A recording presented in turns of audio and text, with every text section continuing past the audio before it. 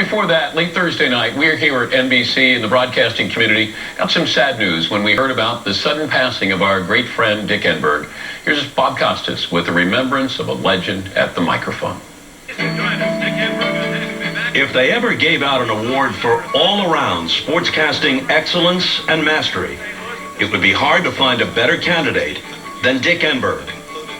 And if you were to look for a broadcaster as decent and gracious as he was talented, well, you'd be hard-pressed to find a better candidate in those categories, too.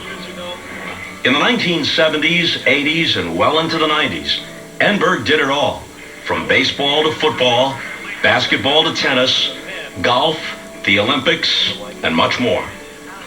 The Michigan native's first big job was in Los Angeles, calling UCLA basketball at the height of the Wooden Dynasty.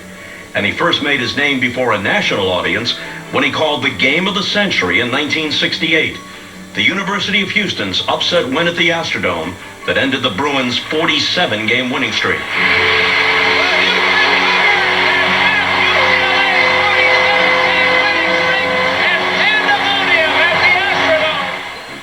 Enberg joined NBC Sports in 1975 and was in the middle of the most famous college basketball booth ever, perched between Al McGuire and Billy Packer, two characters who couldn't have been more different. But with Enberg as the guide, the trio meshed beautifully.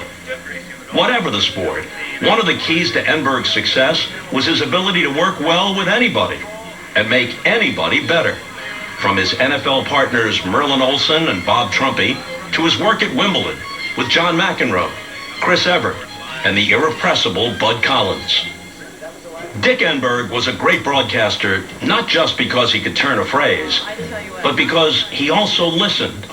Because when someone else said something funny, Dick was the perfect audience.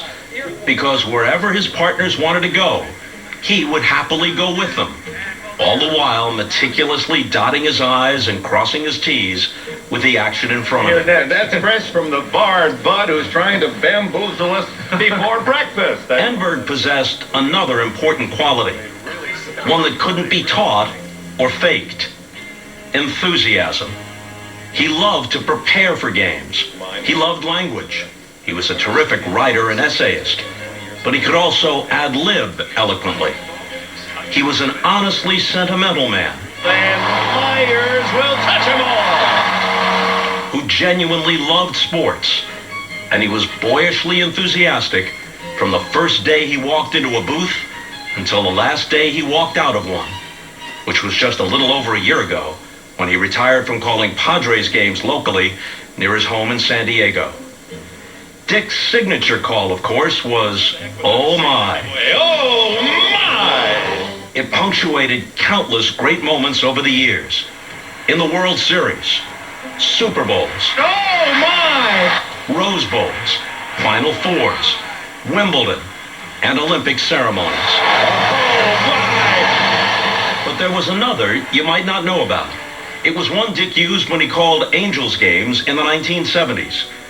When the Angels won, Dick would always conclude the broadcast the same way: "And the halo shines tonight," which seems like an appropriate way to think about Dick Enberg and his legacy on this night.